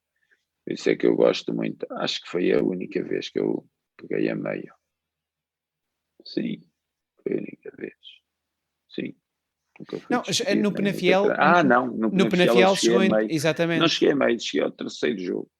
Certo, certo, Cheguei ao certo, certo. terceiro jogo. Manel Fernandes fez 2 jogos e eu depois cheguei. Sim, foi a segunda vez. Mas não gosto nada. Não gosto nada. Gosto de me dar a conhecer, gosto de conhecer e gosto de caminhar depois de nos conhecermos. E curiosamente, quando começou a treinar, achava que iria treinar de uma forma diferente daquela que havia sido a forma dos treinadores com quem trabalhou ao longo da sua carreira de jogador, mas curiosamente, aqui passa a redundância, deu por si a fazer exatamente aquilo que eles faziam, por falta de conhecimento para fazer outro tipo de coisas na altura. Isso faz lembrar a nossa vertente pessoal, não é? Muitas das vezes a criança critica o comportamento dos pais e passado 30 e tal anos, acaba por dar por si a fazer exatamente as mesmas coisas que criticava. É um bocadinho por aí, não é? A pessoa acaba por absorver, neste caso o jogador, as experiências que foi tendo ao longo da sua carreira profissional. Não é? Sim, nós, nós fazemos aquilo que devemos fazer e por muito que queiramos dar outra direção às coisas, o nosso subconsciente leva-nos a fazer aquilo, porque nos sentimos mais seguros, nós temos sempre ali uma zona de conforto porreira em que dominamos porque a vivenciamos e queremos fazer aquilo que ainda não vivemos, é sempre alguma dificuldade. Então temos que criar um conjunto de conhecimentos e sustentar bem esse conhecimento para depois começarmos. Foi o que eu fiz. Apesar de ter sido contra algumas coisas que via fazer, acabei a fazê-las também. mas sempre fui contra elas, mesmo eu fazendo-as era contra elas. Só que eu não sabia de fazer de forma diferente, não é? E então temos que nos aguentar aí uns tempos até descobrirmos por onde devemos ir. Mas isso é o processo normal, não nos devemos apavorar com isso. Hoje, passado e olhando para trás, fiz bem em não me perturbar com esse não saber, porque depois descobri como devia fazer e acho que hoje fazemos bem. Hoje acho que o produto final foi bom. Temos a capacidade de gerir todos os momentos de forma bastante eficaz e resolver bem cada um dos problemas que nos aparecem. E outra coisa que também refere é que quanto mais próximos os jogadores estiverem da forma de ver o jogo do treinador, mais identificados com eles, com o próprio treinador, acabam por estar. Esta é uma ideia em que acredita muito e, dependendo naturalmente de cada grupo de jogadores, em média, quanto tempo é que sente que costuma de precisar para conseguir essa simbiose após chegar a uma equipa? Falava há pouco que não gostava, e é natural, não é? De chegar a meio de uma época, mas quando chega numa pré-época, quanto tempo é que sente, quantas semanas ou quantos meses, quantos dias é que sente que são necessários para conseguir que a equipa incorpore as suas ideias? Normalmente, uma semana, 2 semanas, estamos identificados. Identificados com as ideias e sabermos o que é que o treinador quer, os jogadores saberem o que é que o treinador quer, não quer dizer que saibam fazer o que o treinador quer. Uma coisa é saber o que ele quer, outra coisa é pôr em prática. E esse pôr em prática, por isso é que damos as 5 semanas, que é para todos ao final das 5 semanas estarem 90% pelo menos estarem identificados e saberem fazer. E são esses os timings. Desde a primeira hora que nós trabalhamos a ideia de como defendemos, a forma como defendemos, como atacamos, como transitamos, desde a primeira semana que nós fazemos tudo isso. Agora, muitas vezes temos alguma dificuldade em pôr em prática de forma coordenada. Muitas vezes as equipas parecem que não estão a perceber as ideias porque há 2 ou 3 que não estão coordenados. E quando 2 ou 3 numa equipa de 11 não estão coordenados, são 25% da equipa que não está coordenada, então as equipas não conseguem. E esse ajuste desses 2 ou 3 leva ali o seu tempo. Portanto, normalmente, e é padrão, aí é padrão, as equipas normalmente ao fim de 4, 5 semanas estão ajustadas e estão prontas para iniciar uma competição. Qual é que diria que é aquele perfil de jogador que percebe mais rapidamente as suas ideias? Pode-se dizer que são, por um lado, aqueles jogadores que são mais inteligentes taticamente e por outros jogadores mais experientes, que já apanharam vários treinadores. O que é que tipo de jogador é que identifica como sendo aquele que acaba por apanhar mais rapidamente as suas ideias? Um, São jogadores que estão com as características mais próximas de jogar esse jogo que eu defendo. Porque há jogadores que não estão com essas características. Imagino, uh, temos na equipa 2 alas que gostam de bola na profundidade e de acelerar o jogo e chegar rápido à frente com a equipa partida. Se a sua ideia de jogo é ter um jogo triangulado, apoiado, chegar à frente, em que essa triangulação é para chegar à oportunidade de golo, mas tem eles a despedirem-se rapidamente da equipa e a partirem a equipa em acelerações permanentes para a baliza. Não são características que estejam de acordo com aquilo que é para o seu jogo. Então, tem 2 caminhos. Ou os tenta ajustar um pouco à equipa, ou então ajusta a equipa às características deles, sem perder a identidade que tem. Essa é a arte do treinador, é perceber aquilo que é a influência dos jogadores na equipe, porque nenhuma ideia de jogo deve fechar a porta aos grandes jogadores, nenhuma. E todas as ideias de jogo devem estar abertas a esses jogadores.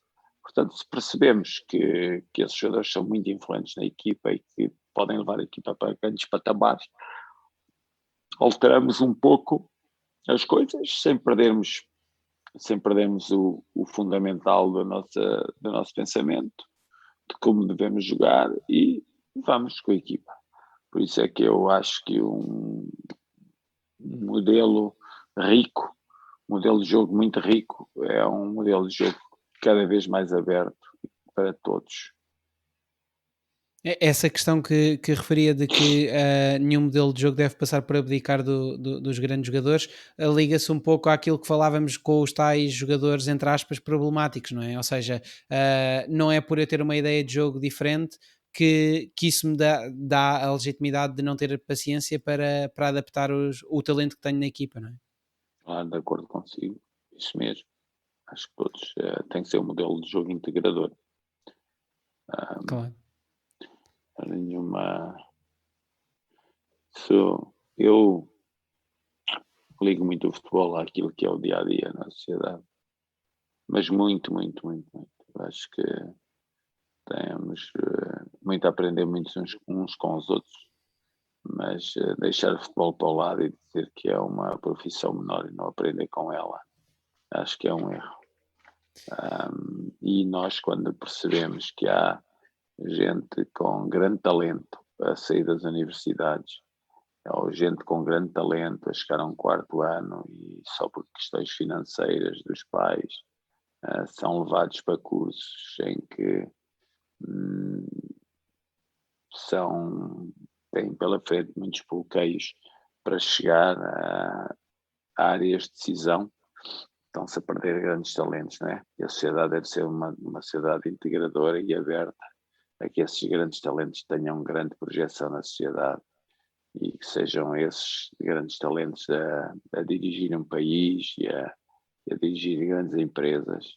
E muitas vezes a sociedade fecha, não os deixa ir, devido a um conjunto de preconceitos existentes e de padrões existentes que fere de morte as sociedades. E nas equipas é igual, deve estar aberto, que é para não ferir de morte a equipa e deve estar sempre aberto a grandes talentos. E o futebol tem isso. O futebol, quanto mais rica é a ideia, mais aberta está a porta para os integrar e para tirarmos o máximo de proveito deles. E quando nós abrimos bem a porta e os integramos bem, as equipas rendem mais. Assim como a sociedade, quando abre as portas e deixa integrar, a sociedade não os deixa, porque eles depois vão fazer frente a alguns poderes instalados. Tiram esses poderes instalados do pedestal. Então é melhor fechar a porta. Nas ideias de jogo, não. É melhor abri-las para termos rendimento, porque os jogadores, grandes jogadores, é que nos dão as grandes vitórias. E é que fazem de nós treinadores. Não, e como já disse, aquilo que lhe acaba por interessar em qualquer momento acaba sempre a ser o surpreender o adversário sem que os jogadores percam o seu conforto. E para isso tem de se ir às especificidades do sistema de jogo e introduzir-lhe algumas nuances. Tendo os treinadores de estar em constante atualização para que isso seja sempre possível, para além, obviamente, de observar os jogos das outras equipas, lideradas por outros colegas, a que formas dá preferência na hora de buscar o próprio crescimento a nível tático? Dou preferência à não alteração sistemática de sistema, mas a variações pontuais e de caminhos para o lugar, de caminhos a percorrer por cada unidade desse sistema. Se o meu ala joga mais fundo, joga menos fundo, joga mais dentro, joga mais largo, se o meu lateral joga mais por dentro ou mais por fora, se o nosso número 9 pivoteia mais e leva a linha mais para baixo ou menos para baixo, afunda mais a linha ou afunda menos a linha, se o meu central conduz mais ou conduz menos. Portanto, se o pivô fica mais ligado aos centrais, fica mais ligado aos dois interiores. Portanto, dentro do mesmo sistema, nós vamos variando. Embora eu tenha consciência clara neste momento que temos de ter dois destes sistemas e as suas dinâmicas para alterar ao longo do jogo o rumo do jogo e para criar surpresa no adversário. E penso que é por aí o futebol do futuro. Passa por uma alternância ao longo dos jogos de sistemas para pôr o adversário debaixo de dificuldades. E esses vários sistemas acaba por conseguir trabalhá-los quando falava das tais 5 semanas, Uhum. aproximadamente, para que Sim, 90% acaba por trabalhar aí, não é? sim, porque daí falava da inteligência dos jogadores em detrimento de outras coisas que lhe dão muito valor, o conta quilómetros nas costas, que é o jogador perceber estamos a jogar em 3-5-2, ou em 4-3-3, ou em 4-4-2, podemos variar ao longo do jogo e ele adapta-se rapidamente, sabe jogar o jogo nas diferentes posições que tem de ocupar, variando o sistema e as suas dinâmicas. Portanto, é isso, e é por aí que vai o jogo. Não tenho dúvida nenhuma que é por aí que vai o futebol. E uma questão muito concreta, Luís. O Luís gosta que as suas equipas comecem a construir desde trás num futebol que promova a ligação entre a linha defensiva e as linhas média e ofensiva. Para além da questão estética do jogo, desse princípio a estar inserido normalmente no futebol, que acaba por ser bastante apelativo, os motivos para esse estilo de futebol incluem também a parte mental dos atletas, ou seja, com isto quero perguntar se através dessa ideia de jogo isso acaba também por ajudá-los a estarem sempre ligados ao jogo e envolvidos coletivamente, o facto também a linha defensiva Nós, estar presente? nós, quando queremos um jogo assim, não queremos porque queremos espaços na outra equipa. E queremos porque queremos chegar com muitas unidades à frente e queremos porque queremos ter a equipa equilibrada no momento de perder a bola e queremos porque ao chegarmos juntos temos a equipa equilibrada quando perde a bola, porque quando chegamos juntos temos mais unidades perto da baliza adversária, porque quando construímos a partir de trás temos mais espaço nas costas da linha defensiva adversária. Portanto, há um conjunto aqui de pressupostos do porquê que queremos sair por trás. E isso traz os seus perigos, mas traz as suas vantagens. Agora, não é por uma questão, é uma forma de jogar que para já é integradora. Todos entram nela, Era todos isso, era isso. participam, e ao ser integradora e todos participarem, todos se valorizam, quer no momento que se tem a bola, quer no momento que não se tem bola. Por isso é que as equipas jogam melhor, normalmente têm os jogadores que são mais valiosos e que são transferidos por mais dinheiro. Numa equipa que joga bem, normalmente os jogadores são muito promovidos através desse jogar e têm grandes depois retornos financeiros para a sua equipa.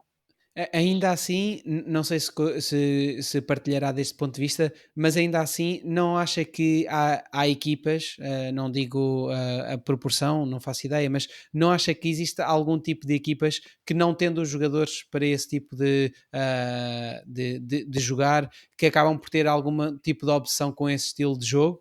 Ou seja, casos em que o ganho é inferior ao possível benefício, não sendo por vezes ao ver os jogos que isso acontece? Cada um sabe da sua casa. Não posso dizer nada sobre isso. Eu Ok. posso falar sobre mim. Se a minha equipa não tem capacidade para fazer determinadas coisas, tem que alterar e fazer outras. Já Mas tem já sentiu? acontecido. Já sentiu isso na pele? Claro que sim, claro que sim, claro. Se uma equipa está a sair e está a sair com dificuldade, vamos retificar posições. Baixas mais os laterais começam a pegar no jogo mais de frente, e ao pegar no jogo mais de frente ficam com a linha ao central mais acessível, ao guarda-redes mais acessível, ao interior mais acessível, ao ala também, e se estas linhas fecharem todas, ainda tem o recurso a meter no ponta. Tem que estar de frente para o jogo. Então, para estar de frente para o jogo, tem que estar mais baixo. Portanto, vamos tendo que retificar posicionamentos em função daquilo também é o adversário, em função daquilo que nós queremos para o jogo. Imagino que a linha adversária está muito baixa e está constituída por 6. O que é que eu tenho que fazer? Tenho que entrar em cima desta linha de 6. Tenho que meter mais gente em cima dessa linha defensiva e tenho que andar ali com mais jogadores no entre-linhas, ali com 2 jogadores no entre-linhas. Se eu tiver os 2 alas metidos em cima da linha, mais o ponta são 3, os 2 laterais 5. Tenho os 2 centrais mais o pivô a equilibrar a equipa, depois tenho os 2 interiores a manobrar a equipa, juntamente com os laterais que estão mais fundos e a fazer circulações ali entre linhas. Vamos ver se conseguimos entrar assim. Portanto, sempre a ajustar em função daquilo que está a acontecer e a fugir um pouco. Não é uma coisa que eu gosto muito de fazer, mas em função de linhas baixas tem que ser feito. É a vida, é a nossa vida de treinador. E há É algum ajustar tipo em função do contexto. e há algum tipo de princípio de jogo que antes defendesse e que hoje já não defenda, ou vice-versa? Sim, sim. Antes defendia, gostava muito dos meus alas sempre bem abertos. Hoje gosto muitas vezes que os meus alas andem dentro. Atacar com um lateral de cada vez. Às vezes há jogos que estrategicamente atacamos com os dois laterais. Uh, Há coisas que vão mudando em O função daquilo que é a equipa que tem. Uma pergunta muito concreta em relação ao primeiro ponto que disse. Qual é que é o principal motivo, ou pelo menos os principais motivos, pelos quais passou a preferir ter os laterais a jogarem mais dentro do que fora? Tem que ver, acha que o futebol. Os laterais ou as alas? Usá-las. Os alas. Tem que ver também com a tendência do futebol nos últimos anos, ou tem a ver mais com uma questão pessoal? O que é que acha que mudou? Tem a ver com os laterais, com a maior propensão ao atacante dos laterais.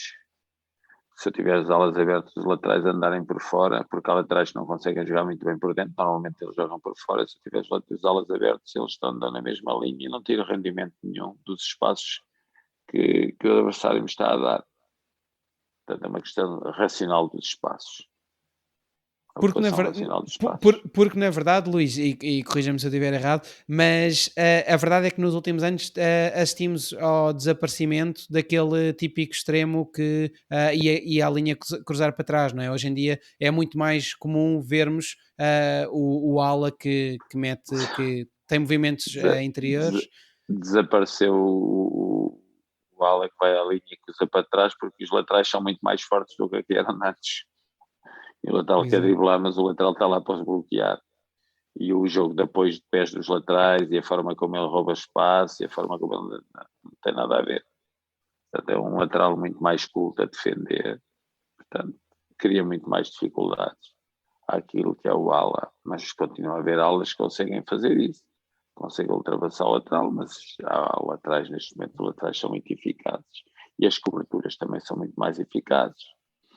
E ok, é um ala que vai, mas tem coberturas e a constante capacidade de superioridade numérica na zona de bola por parte de quem defende.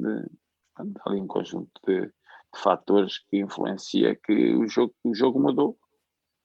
O Sim, jogo mudou. sim. Sendo que o jogo também, estando em constante mudança, hoje estamos a assistir a este tipo de futebol, mas provavelmente daqui a uns anos também aparecerão outro tipo de tendências, não é? Sim, claro que sim. Mal de nós pensássemos que estávamos no último estado da evolução do futebol. O Claro, futebol claro, claro. daqui a uns anos não tem nada a ver com o de hoje. Claro. E outra coisa que também refere é que basta num exercício, por exemplo, diminuir-se o número de toques que se podem dar, ou aumentar o número de apoios, aumentar um pouco o espaço de profundidade e que o próprio exercício leva logo uma direção diferente. E, portanto, essa plasticidade do exercício é aquele ponto a que se tem de prestar muita atenção. No fundo, este tipo de conhecimento acaba por ser aquilo que mantém os grandes treinadores nos grandes clubes, não é? Ou seja, muitas das vezes fala-se muito da parte, por exemplo, da comunicação mais mediática, das conferências de imprensa, etc. Mas o conhecimento, este tipo de conhecimento é aquele que acaba por ser o crucial no sucesso de um treinador, não é?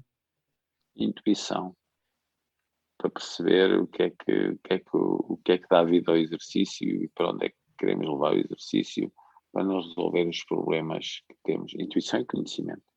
Os problemas que temos na equipa. Mas é exatamente isso. Uh, Número de toques, o espaço, mais largura, mais profundidade, mais unidades, mais um joker, menos um joker, colocado de forma estratégica aqui ou ali, leva a equipa a ter determinados comportamentos, depois vai levar para o jogo. É isso mesmo. Ser treinador é isso. Essa é a Essa, beleza de ser treinador. essa intuição em conjunto com a capacidade de liderança seriam para si os pontos fulcrais do sucesso de um treinador? Sim, é isso mesmo. Ok. Para além destes pontos, assim, mais dois ou três que acho como muito relevantes, o passaria por quê? Capacidade de comunicação? O que é que Comunicar, definiria? comunicar, a forma como comunica, a forma como a nossa imagem depende muito da forma como comunicamos e daquilo que dizemos quando comunicamos. Muito mesmo. Um, eu tenho este ano foi um ano marcante para mim. toda a gente, a forma como eu saí do Shakhtar e o apoio que a massa, que os adeptos me deram e a forma como eu sou lembrado hoje no Shakhtar, do treinador que lançou 13 ou 14 jovens a jogar Champions, a jogar Liga Europa e a forma como valorizaram isso, um, porque os títulos nos clubes são muitos, só mais um título ou menos um título. Agora, os jogadores que se atiram e que se deixam preparados para fazer uma carreira, para defender o clube durante mais 10 anos de existência desse clube, é um título muito maior que um título que se conquista porque se ganha um campeonato. E eu nunca pensei que a forma como o conteúdo daquilo que eu, das comunicações que fiz, dando valor a isto, fosse tão bem absorvido pela massa associativa de forma a ser tão lembrado e a sentir aquilo que eu senti na hora de partir do Shakhtar. E é isso aí deu uma consciência clara de que o conteúdo da comunicação é fundamental para toda a gente nos perceber.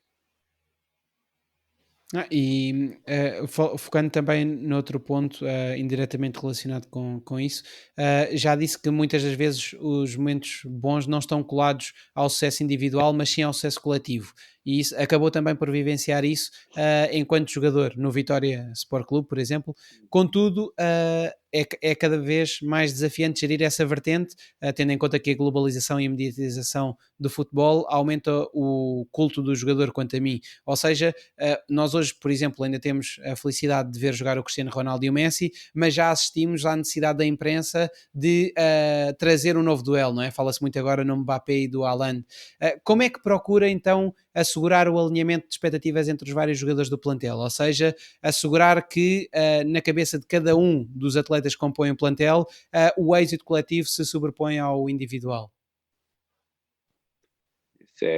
Isso é uma comunicação que existe desde o primeiro dia da chegada do treinador ao clube. Fazer entender todos que o coletivo é muito mais importante que o individual, mesmo nós sabendo que é importante para eles terem êxito. Mas o êxito deles individual só pode ser suportado por uma equipe. E, portanto, isso é conseguido através da comunicação e isso é entendível por todos quando nós os fazemos perceber isso. Estamos a conquistar uma equipa e estamos a levar uma equipa a ter êxito. E isso é uma coisa muito, muito, muito fácil de entender por eles, muito difícil de praticar, mas o entendimento no nível de comunicação é muito fácil. Depois é muito difícil na prática, porque nós sentimos muitas vezes aqui e ali que a satisfação deles está muito ligada àquilo que é a sua prestação individual e não a prestação coletiva da equipa. Entendem, mas o sentimento depois não corresponde ao entendimento. Exato. E o Luís falava muito da importância enorme da comunicação e também do trabalho com os jovens, e eu juntava um bocadinho também os dois temas para lhe falar desta questão, que é hoje em dia, como sabemos, o jogador, e nomeadamente o jogador jovem, é muito diferente do que há uns anos, como é natural, como falávamos também da mudança da sociedade, e hoje em dia, por exemplo, penso no uso das redes sociais, o jogador tem um estilo de vivência também no balneário e com os seus colegas muito diferente. E isso também acaba por ser um ponto de enorme relevância para um treinador, não é? Porque falávamos da importância do conhecimento técnico, mas um treinador que seja muito bom tecnicamente, mas não tenha este tipo de sensibilidade, também vai sentir muitos problemas para se adaptar às várias equipas, não é? Sim, é uma realidade, isso que diz. Sendo uma realidade, nós temos que saber olhar para ela e saber percebê-la e ajustarmos tudo aquilo que são as nossas regras também em função dessa realidade. E é isso que faço. Nós não podemos olhar para o lado e pensar que não existem redes sociais, porque existem, existe o telefone, existe o agente, existe a empresa que gera a imagem, existe tudo isso. Então, é só ajustarmos as regras em função disso que existe e para que todos caminhemos de forma sã e limpa ao longo da época. Interessa é, na véspera de começarmos uma época, termos um bom plantel, o plantel ter regras, essas regras serem conhecidas por todos. A partir daí pode começar a época, que ela não traz problemas nenhum. Sim, sim, sim. E, essa questão do na véspera de começar a época, e dando aqui um bocadinho um salto mortal, mas fez-me recordar aquela sua história, que neste caso foi na véspera de um jogo, quando foi convidado para assumir o cargo de treinador, entre aspas, da equipa de lendas do Porto, não é? Quando a equipa de lendas jogou contra o Barcelona, e na altura uma coisa que o surpreendeu muito foi o facto de, minutos antes do apito inicial, ver que todas aquelas glórias o balneário estava tudo calado no balneário e tudo concentrado na vitória. Isso acabou, mais do que uma história engraçada, acabou também por o marcar, não é? Por ver que jogadores que já tinham ganho, se não tudo, já tinham ganho muita coisa e que ainda assim, num jogo a feijões, queriam disputá-lo como se fosse a final da Champions, não é? Uma das características dos grandes campeões é que são animais competitivos até ao final da sua vida. Querem ganhar a tudo. Não são capazes, eu não acredito que eles vejam um jogo sem torcer por alguém.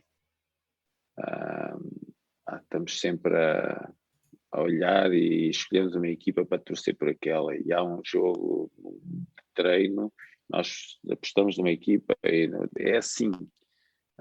E então, para isso acontecer, para se ganhar, temos que nos focar. Então, isso é uma coisa que já faz parte deles.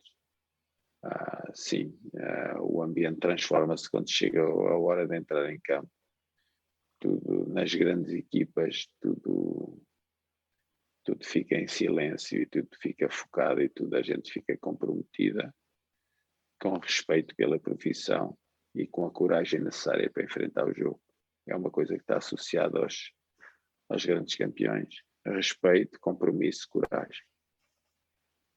E para além desses momentos de pré-jogo no balneário, que outros tipo de momentos é que acaba por aproveitar para observar essa capacidade mental dos seus jogadores e também, nos casos em que isso é necessário, para intervir e procurar também trabalhá-lo?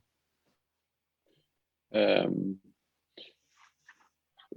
não, não, não, quando se apanha jogadores de um nível muito alto, pouco, nós a orientação é mais uma orientação tática, estratégica, porque eles transportam com eles muita responsabilidade e muita coragem, muita determinação e querem ganhar muito e querem ajudar muita equipa, são jogadores fantásticos. É muito fácil trabalhar com os jogadores de alto nível. O grande problema é nós trabalharmos com jogadores que acham que são de alto nível, que acham que têm capacidades ilimitadas.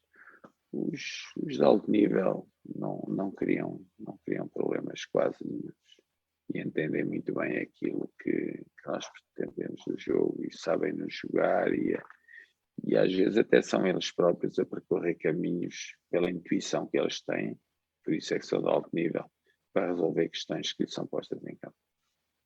E isso também acaba muitas vezes por se ligar à questão da humildade, não é? Porque a maioria dos jogadores para chegar a esse nível tem de ter tido, ou quase todos, têm de ter tido a humildade também em termos de capacidade de trabalho, em termos de superação, para também chegar lá, não é? E por isso acabam também por facilitar a vida ao treinador nesse sentido, não é? Porque são humildes a esse respeito.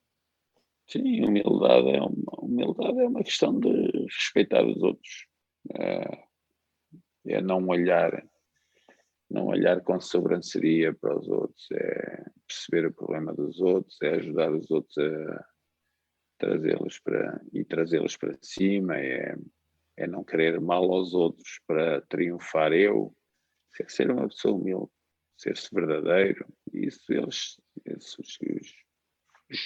os grandes são assim.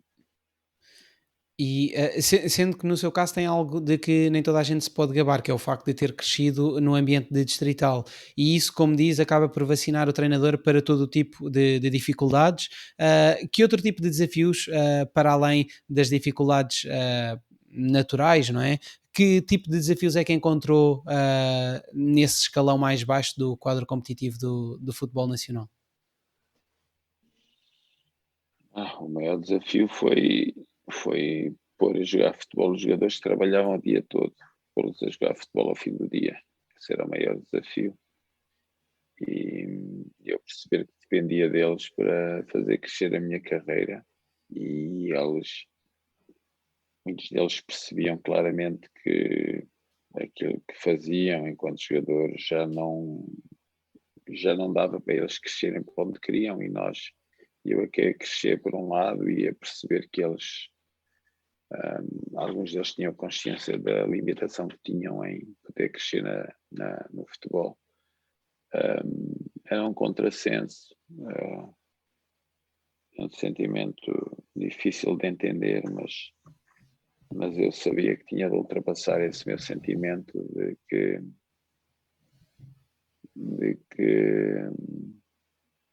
alguns deles não iriam ser capazes, e nós queremos que todos tenham a oportunidade de o ser, não é? E isso era ali, não era uma coisa muito bem resolvida na minha cabeça, mas ok, lá fomos andando. Eles essa foi a minha maior dificuldade na distrital e na terceira divisão. Mas acabámos por fazer bem, porque eles acabaram por ser sempre mesmo assim, com essas dificuldades, muito comprometidos em se ajudarem eles próprios e ajudar a equipa, mesmo trabalhando ao longo do dia. Isso acabou também por lhe dar uma grande estaleca no que respeita ao convencimento dos atletas, não é? O facto de ter tido de liderar homens que não tinham uma disponibilidade mental total, não é? Como estavam a trabalhar, para esse convencimento, depois quando chega ao nível de elite, se calhar, de certa forma, não é tão complexo porque já são pessoas que só estão focadas naquilo, não é? Sim, é menos complexo. É mais complexo quando se trabalha com jogadores distrital do que a complexidade quando se trabalha com jogadores de alto nível. Esse nível é menos complexo. Sim, Ele sim. de alto nível sabe tudo e está predisposto para tudo e quer ganhar, e é um animal competitivo. Apesar dos outros também querem ganhar, não querem ganhar da mesma maneira, com as mesmas armas, a quantas armas. É De, al- incomparavelmente diferente. De alguma forma ajudou também a saber lidar com a tal a volatilidade da profissão de treinador, de passar de besta a bestial em momentos, muitas vezes e em momentos muito curtos? Sim, já me habituei a isso, mas habituei-me, constatei, vivi, e vou continuar a viver e vou continuar a constatar que é igual em toda a parte do mundo. Não difere em lado nenhum. Futebol é futebol, futebol é forma de o sentir, é igual em todo lado. O Luís tem aquela história muito engraçada de que o adepto que estava sempre a mandá-lo embora do clube, não é? E ele vai-te embora ao palhaço, e depois, quando voltou lá com outro clube, traidor, foste embora, não é? Isso é Sim, paradigmático. é isso. Sim, é assim, o futebol é isso. Mas ainda bem que o futebol é isso, porque se não fosse Claro, isso, claro. tinha menos gente no estádio. O futebol é apaixonante. Não é apaixonante por isso, que isso é um bocado irracional, essa forma de muitas vezes nos maltratarem sem chegarem a nós. Mas muita gente está no futebol assim. O futebol é muito democrático. Está o que entende, está o que não entende, está o que pensa que entende, está o que pensa que não entende, está tudo. Democrático e O ser irracional. humano Democrático e está lá irracional. dentro, todo se está aberto a todo e qualquer ser humano, e todo e qualquer ser humano pode opinar sobre futebol, fantástico. Ainda bem que assim é. Sem dúvida. E entrando mesmo na reta final da nossa conversa, o Luís já foi convidado para vários projetos, regressar ao futebol de formação, abrir horizontes e tornar-se diretor desportivo de um clube. Não perguntando qual foi o clube responsável por este último convite, apesar de ter todo o interesse em saber, caso queira dizer, acha que daria um bom diretor desportivo daqui a uns anos? Eu sei que neste momento está completamente focado no treino, ou por outras palavras, o que é que, daquilo que lhe diz a sua experiência de treinador, quais é que são aquelas características que convém que um diretor desportivo tenha e aquelas que deve evitar? Hum, Vou treinar, é certo que vou treinar. Não sei se vou surpreender para o sítio onde vou treinar, mas vou treinar. Sobre o diretor desportivo, sim, em determinado momento da minha carreira pensei em sê-lo, mas agora estou apaixonado não é apaixonado. Gosto tanto de treinar, gosto tanto do treino, gosto tanto do jogo, não, já não me vejo nessa função, pelo menos para já. Diretor desportivo deve entender o jogo, deve ser totalmente leal ao treinador, deve defendê-lo até ao último segundo da sua capacidade, deve fazer uma ligação perfeita aos presidentes e sua administração, não deve dar a conhecer o mundo em que vive lá fora, o mundo da equipa, ou aquilo que se vivencia dentro da família, não deve referir fora do espaço e deve ser muito discreto. É aquilo que eu acho. Deve ser um diretor desportivo.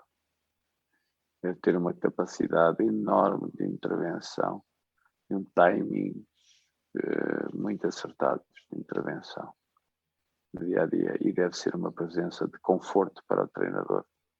Nunca o treinador pode sentir desconforto porque está presente o diretor desportivo. E inclusivamente também, nessa relação com o treinador ser bastante transparente, não é? Porque ele acaba por fazer a ponte entre o treinador e a administração, não é? Claro, exatamente isso que eu disse. Exato, exato, Essa, exato. essa, essa, essa ponte que ele faz não deve ter qualquer ruído. Deve ser muito clara, deve ser muito limpa. Sem dúvida. Não se sabe que muitas vezes nas equipas não acontece nada. Há dias e dias em que não acontece nada, caso nenhum. Deve ter a capacidade de dizer não se passou nada. Não deve procurar inventar alguma coisa que não se tenha passado, para ser agradável a quem o questiona. E finalmente, Luís, para fechar a nossa excelente conversa e cheia de conteúdo a todos os níveis, gestão desportiva, treino, etc., que livro, filme, documentário, série é que poderia recomendar a quem nos ouve sobre o tema de futebol, gestão desportiva, treino desportivo? Um, é público, eu adoro Bobby Robson e Alex Ferguson. São dois treinadores muito emocionais e a bibliografia deles deve ser lida. E a forma como eles apareceram no jogo, apareceram no treino, como lideravam, acho que é fundamental.